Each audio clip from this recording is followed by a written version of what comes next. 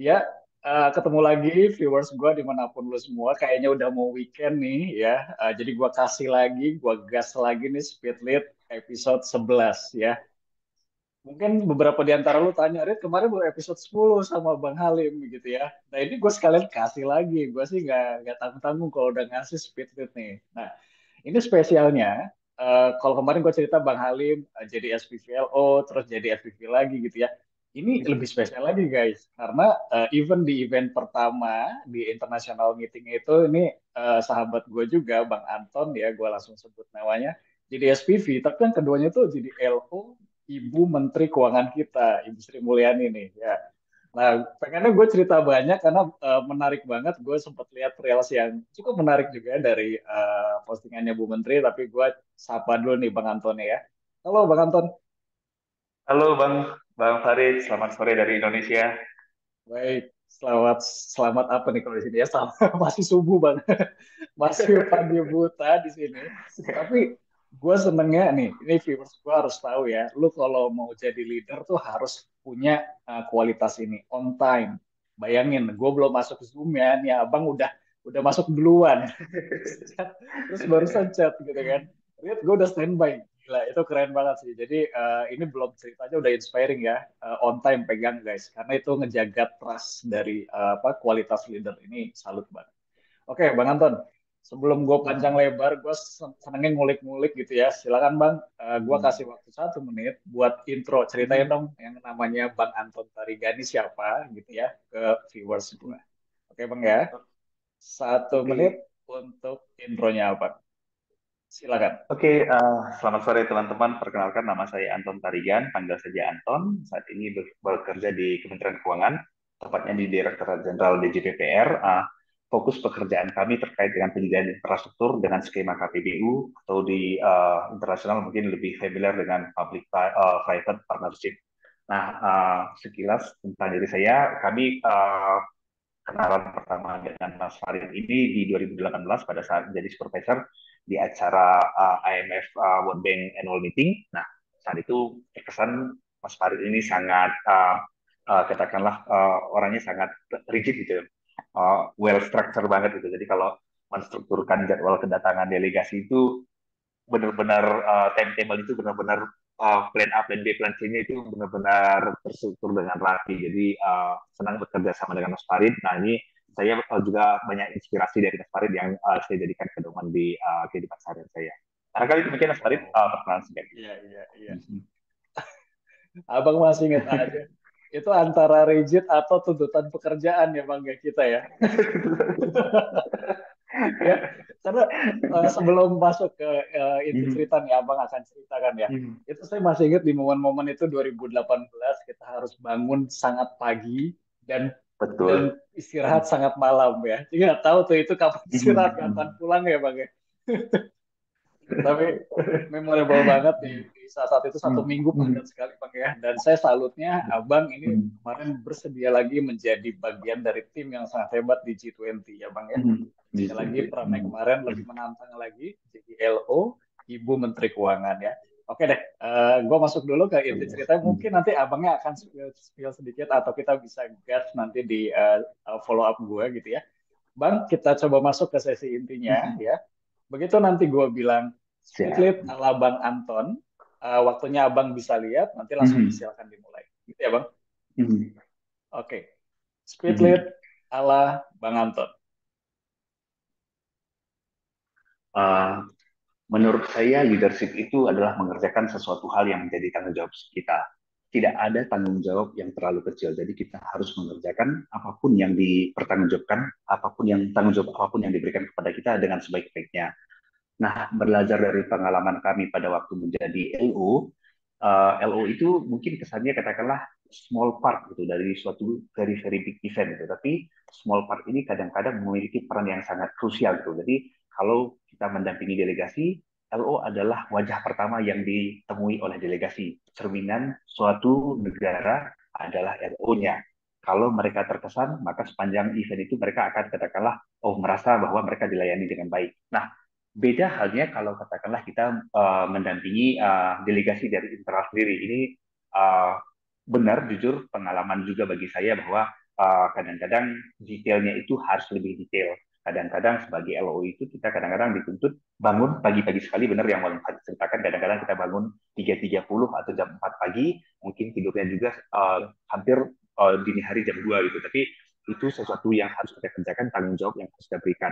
Nah, berikutnya always pay attention to the detail gitu. Bagi saya the devil is in the details gitu. Jadi hal kecil apapun kita harus antisipasi dan kita juga harus punya plan A dan plan B. Kalau suatu hal tidak berjalan, berarti kita harus punya backup plan. Nah, bagi saya itu tadi intinya tidak ada tanggung jawab yang terlalu kecil. Kedua, pay attention to the detail. Ketiga, always be prepared. Karena kita tidak tahu di perjalanan mungkin kita sudah merencanakan sesuatu dengan baik, tapi akan ada saja katakanlah faktor-faktor X yang membuat kita harus menyesuaikan. Jadi kita juga harus katakanlah agile gitu, harus agile, tapi kita harus juga fleksibel. Jadi di prakteknya mungkin agak tricky, tapi kalau kita bisa melakukan itu akan sangat mendukung di pelaksanaan pekerjaan kita. Baik. Wah, Bang, eh, napas dulu Bang ya. Keren banget sih, gue Oke. dapat dapat banget poinnya. Tadi tentang detail itu yang Abang tekenin kayaknya di 1 menit terakhir ya Bang ya. Dan itu kayaknya elaborasi dari yang Abang sampaikan waktu ngenalin gue di awal tadi tentang well structured dan pay attention to the detail gitu kan. Ini keren banget sih. Nah, Bang, gue juga punya waktu 2 menit ya buat follow up nih ya Bang ya. Siap-siap. Oke. Tenang aja Siap, Bang. Ini pertanyaannya berdasarkan yang Abang sampaikan. Oke, gue siap. mulai. Bang, eh, pay attention to the detail. Itu semua semua leader bahkan yang mau jadi leader juga mungkin tahu hal ini, udah kenal hal ini, Bang. Tapi pertanyaan dari gue adalah seberapa detail, Bang? Karena kan kita kadang level detailnya beda ya, Bang ya. Misalnya nih, Betul. mungkin saya melihat cuma 3, tapi ternyata Abang yang posisinya lebih tinggi bisa ngelihat sampai 6 sampai 9 titik gitu kan kira-kira. Nah, buat Iya. Abang gimana nih untuk ngelihat seberapa detail? Silakan. Jadi mungkin contoh realnya ya. Jadi katakanlah satu hari tertentu kita mendampingi Ibu Menteri gitu. Jadi saya selalu katakanlah selalu advance gitu. Malam sebelumnya saya selalu mapping lagi. Saya pegang map itu map ruangan atau denah-denah lokasi.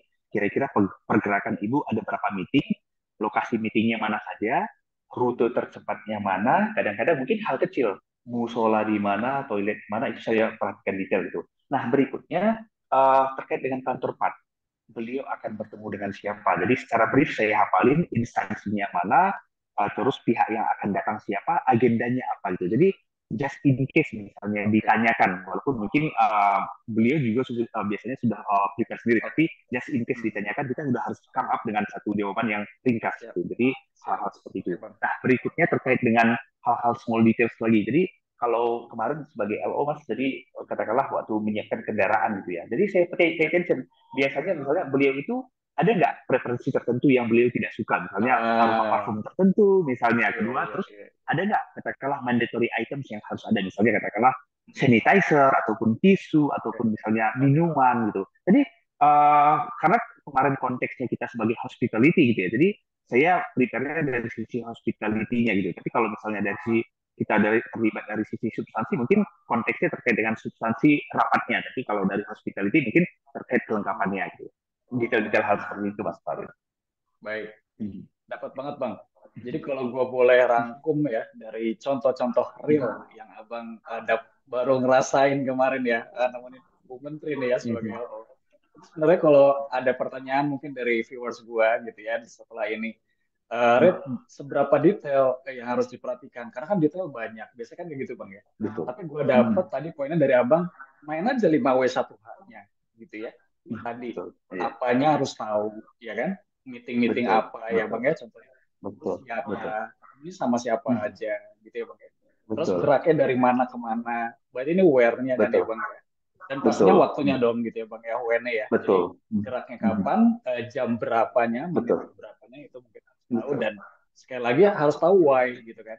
Karena tadi Abang bilang selain yang kelihatan mata harus tahu juga preferensi. Ini penting sih memang Bang. Karena kan yang Betul. namanya jadi leader atau jadi posisi yang ibaratnya memimpin sebuah situasi harus tahu kan motif ya dari sesuatu. Dengan begitu tahu motif kan kita jadi bisa memahami situasinya dan keputusannya tepat akhirnya kan, nggak salah kira-kira kayak gitu ya bang ya. Wah, keren sih, bang. Betul. Sebenarnya gue ada satu hal yang pengen gue tanyain ya. ini masih relate kok.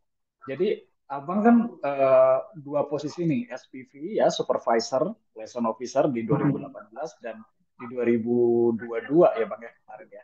Itu jadi LO Ibu Menteri kan ya bang ya. Itu kan semua dilakukan sebenarnya konsepnya satu, biar Indonesia bisa menjaga partnership-nya yang abang bilang tadi dan di posisi kerjaan abang juga ya tentang partnership ya itu dengan pihak lain. Jadi sekali lagi semua itu dijaga untuk menjaga partnership ya. Pertanyaanku simpel bang, kenapa sih seorang leader itu harus menjaga partnership sama pihak-pihak lain? Gak bisa leader itu gerak sendiri bang. Gimana menurut abang? Kalau menurut perspektif saya, kita kan maksudnya hidup di dunia yang sangat kompleks gitu ya. Maksudnya kita Oke, pasti tidak bisa hidup sendirian gitu. Jadi oke, sebagai negara Indonesia juga dalam konteks kadang-kadang butuh bantuan dari negara lain ataupun hmm, juga bisa memberikan bantuan bagi negara lain. Jadi oke, konteksnya mungkin hubungan secara internasional kita juga harus maintain. oke, Nah, baik, kembali kepada contoh realnya mungkin pada saat kita mengalami pandemik, let's say gitu ya. Jadi ya, pada saat kita mengalami pandemik, bagusnya hubungan internasional kita menjadi salah satu faktor, misalnya kita bisa dapat akses vaksin lebih oke. cepat mungkin dibandingkan negara lain-lain gitu. Jadi sehingga katakanlah in the long term mungkin penanganan pandemi kita bisa lebih baik gitu, bisa berjalan lebih baik. Hmm, Nah, hmm, secara konteks personal juga kadang-kadang kan ada saatnya kita bisa bekerja dalam tim akan lebih baik dan itu dilakukan secara bersama-sama. Nah, oke. konteks-konteks seperti itu yang katakanlah membuat kita harus katakanlah menjalin hubungan baik networking dengan orang lain. Nah, kembali Hmm, juga ke konteks pekerjaan saya, kami kan hmm, melibatkan swasta bekerja sama dengan pemerintah untuk menyediakan betul. infrastruktur karena kalau hanya mengandalkan dana pemerintah tidak cukup dananya gitu. Jadi Cukup. harus menggandeng swasta. Hmm, Swasta oke. punya dananya, punya ekspertisnya. Jadi hal-hal Hmm, demikian yang kita kolaborasikan. Jadi konteks untuk katakanlah kolaborasi tadi sebenarnya banyak contohnya yang bisa di oke, secara siap, siap. profesional, secara kenegaraan walaupun secara pribadi. Kira-kira Eh, demikian Mas Farid. dapat banget. Jadi kalau apa namanya bisa gua simpulin juga di sini, partnership itu simple poinnya gitu ya. Biar apa namanya bisa transfer value gitu ya. Apa yang kita punya, apa yang si pihak yang Betul. kita ajak kerjasama punya Dewan itu bisa pihak lain dipertemukan. punya. Ditambah jejaring atau Betul. networking tadi bang ya mungkin sekarang nggak kerasa tapi nanti di depan siapa yang tahu ya. Betul. Dengan semua Betul. kunci keywordnya tadi dari abang adalah kompleksitas ya itu yang gue setuju bang. Pandemi aja udah kompleks gitu kan apalagi ke Betul. depannya nih pasti banyak beberapa hal yang seperti itu kira-kira. Oke bang. Makasih banyak nih semua intronya gitu ya Bang ya. Dan sekali lagi gue nggak akan bosen nih contoh yang bagus banget. On time-nya dulu yang pengen gue apresiasi. Intronya ya, sekarang Abang di bidang partnership dan tadi cerita LO-nya itu dalam dua event yang sangat menarik tadi dalam 2 menit ya Bang ya. Termasuk jawaban-jawaban yang tadi gue coba tanyain juga. Nah, terakhir Bang, ini part yang paling enak kalau kata guest gue Bang, nggak ada waktunya katanya. Jadi di sini konklusi ya. Nah, promnya adalah, jadi kalau menurut Bang Anton, ini kalau viewers gue pengen jadi leader Bang, sebenarnya apa sih yang perlu diperhatikan Bang? Silakan. Menurut pengalaman dan perspektif saya, menjadi seorang leader itu adalah never stop learning ya. Jadi istilahnya kita tidak bisa bilang cukup, saya sudah belajar cukup untuk menjadi seorang pemimpin karena selalu ada hal baru, selalu ada pengetahuan baru, selalu ada sumber-sumber baru gitu. Jadi istilahnya kita harus memperkaya pengalaman kita dengan katakanlah mempedomani orang-orang yang lain, orang-orang yang lebih sukses.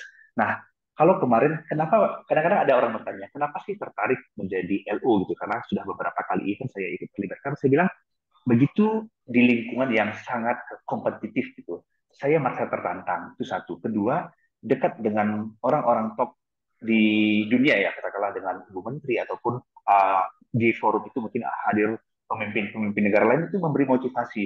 Bisa nggak? Misalnya, saya kebetulan berasal dari katakanlah orang yang ordinary people gitu Mas Farid ya. Jadi bisa melihat orang-orang seperti itu memberi motivasi bahwa oh kelak semoga saya bisa seperti mereka ini. Hal-hal apa yang bisa saya ikuti sehingga nanti kelak misalnya kalau Tuhan berkehendak bisa mengikuti jejak-jejak beliau. Nah terakhir kerja keras karena kan kalau kita bilang kita sudah melakukan kerja keras pasti ada orang lain yang bekerja lebih keras gitu. Jadi jangan pernah bilang cukup. Mungkin orang lain butuh 5 jam, mungkin kalau saya mungkin belajarnya agak lambat, mungkin butuh 7 jam atau 10 jam. Saya tidak pernah malu dengan hal seperti itu. Artinya mungkin kita harus compensate kecepatan orang berpikir dengan katakanlah ketekunan kita dalam belajar. Nah, itu satu. Terus always be humble, karena kadang-kadang bekerja dengan tim yang kompleks dengan banyak orang itu, kita harus memposisikan kita bahwa kita banyak bertanya, uh,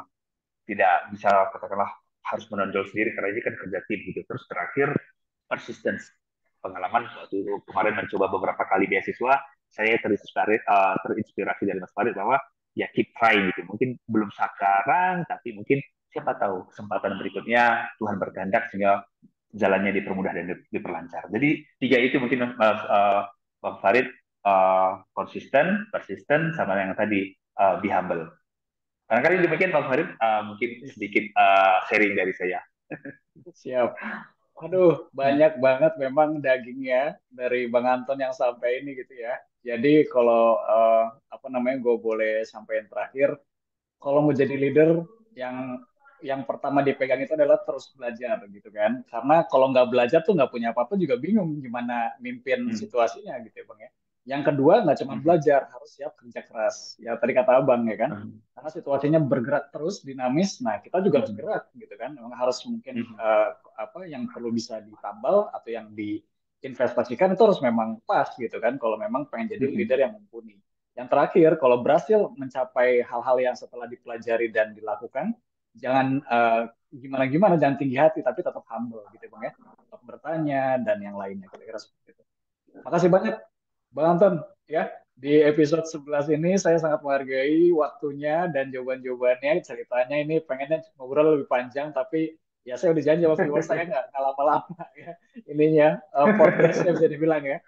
Nanti mudah-mudahan ada waktu ya, Siap, Bang. Saya pulang ke Indonesia, saya izin siap. ketemu Abang di tempat Abang nanti. Anytime, Bang. Siap. Siap. Anytime, Bang Oke. Farid. Hmm. Baik, sekian dulu viewers gua di episode 11. Sampai ketemu di episode selanjutnya. See you guys. See you, Mas Farid.